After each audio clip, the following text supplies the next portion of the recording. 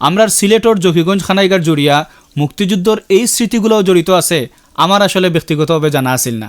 মাননীয় স্পিকার, এই জকিগঞ্জ সর্বপ্রথম পাক হানাদার থেকে মুক্তি লাভ করে 21শে নভেম্বর, এবং ওই 21শে নভেম্বর বিকাল 4 ঘটিকার সময় শহীদ রাষ্ট্রপতি জিয়াউর রহমান সাহেব করিমগঞ্জ হয়ে এই জকিগঞ্জের কাস্টম দিয়ে জকিগঞ্জে প্রবেশ করেন, এবং জকিগঞ্জে প্রবেশ করার পরে এই জকিগঞ্জে মুক্তিযোদ্ধা যারা ছিলেন ইনাদের একজনের মাধ্যমে ওনাকে সালুটিকর পর্যন্ত পৌঁছে দেওয়া হয়। মাননীয় স্পিকার, সাথে সাথে 22শে নভেম্বর খানাইঘাট বিজয় হয়েছে হানাদার বাহিনী থেকে। এই যুদ্ধে আপনি নিজে অংশগ্রহণ করেছিলেন। আপনি কিন্তু কানাইঘাটের দিকে ভারত থেকে ঢুকে আপনি আটগাম আসছেন, তারপরে সালুটিকর হয়ে আপনি হরিপুর গেছেন। অতএব এই এলাকার সাথে আপনার সম্পর্ক, এই এলাকার জনগণ আপনাকে শ্রদ্ধার সাথে এখন পর্যন্ত স্মরণ করে। কিন্তু প্রথম মুক্তাঞ্চল হিসাবে আজ পর্যন্ত কানাইঘাটকে সরকারিভাবে ঘোষণা দেওয়া হয় নাই।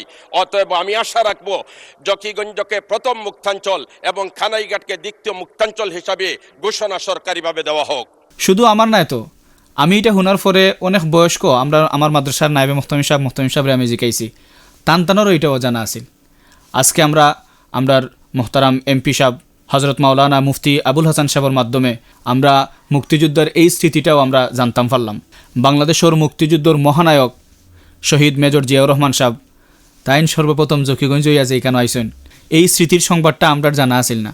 তাছাড়া বর্তমান সংসদর মাননীয় স্পিকার বীর বিক্রম সাহেব তাইনও যে খানাইঘাট হইয়া খোকা জকিগঞ্জের আটগাম আইয়া দখল করছেন, এই ইতিহাসটাও আমরা জানা আছিল না। এটা আমরা সিলেটবাসীর লাগি, জকিগঞ্জ খানাইঘাটবাসীর লাগিয়া অত্যন্ত সুমধুর একটা স্মৃতি। আর আমরা লাগি শুধু সুমধুর নাই, আমরা যেটা উপলব্ধি করলাম আমরা মুফতি সাহেব হুজুর দামাত বারাকাতুহুম এটা উপস্থাপন করার পরে মাননীয় স্পিকার সাহেবর যে রেসপন্সটা আছিল, যে প্রতিক্রিয়া আমরা পাইছি। মাননীয় সদস্য, আপনি বীর মুক্তিযোদ্ধা Z force commander major Ziaur রহমানের বীরত্বের স্মৃতি বিজড়িত জকিগঞ্জ কানাইঘাটের জনপ্রতিনিধি। 22শে নভেম্বর তারিখে জেড ফোর্সের একজন তরুণ সেনা অধিনায়ক হিসাবে আমি আপনার এলাকার 4 গ্রাম এবং 8 গ্রাম দখল করেছিলাম। আপনাকে সংসদে দেখতে পেয়ে খুবই আনন্দিত হয়েছি। আপনার সময় 3 মিনিট বাড়িয়ে দেওয়া হলো। 3 মিনিটে আপনার বক্তব্য শেষ করুন। 3 মিনিট সময় বাড়াইয়া দিছেন। আমি মনে করি এটা 3 মিনিট সময় নেয়, এটা এই সংবাদটা তান কাছে পৌঁছার কারণে, স্মৃতিটা স্মরণ হওয়ার কারণে মনটা কি তান ভালোবাসা প্রকাশ করছেন। তাছাড়া আমরা দেখতাম পারছি আমরার এমপি সাহেব হুজুর দামাত বারাকাতুহুমে আমরার জকিগঞ্জ খানাইঘাটর রাস্তাঘাটর দুর্দশার কথা তুলিয়া ধরছেন। এটা খুবই গুরুত্ব সহকারে স্বয়ং মাননীয় স্পিকারে অনুরোধ করছেন সড়ক যোগাযোগ মন্ত্রীর কাছে যে এই বিষয়টাতে খেয়াল করার লাগি। সংসদে স্বাস্থ্যমন্ত্রী এবং সড়ক পরিবহন মন্ত্রী পাশাপাশি বসে আছেন। আমি আপনাদের অনুরোধ করব শহীদ রাষ্ট্রপতি জিয়াউর রহমানের স্মৃতি বিজড়িত 71-এর বীরত্বের সাথে সংগ্রামের স্মৃতি বিজড়িত জকিগঞ্জের প্রতি আপনারা বিশেষ দৃষ্টি রাখবেন। এই এলাকার উন্নয়নের জন্য আমি সুপারিশ করছি। ধন্যবাদ।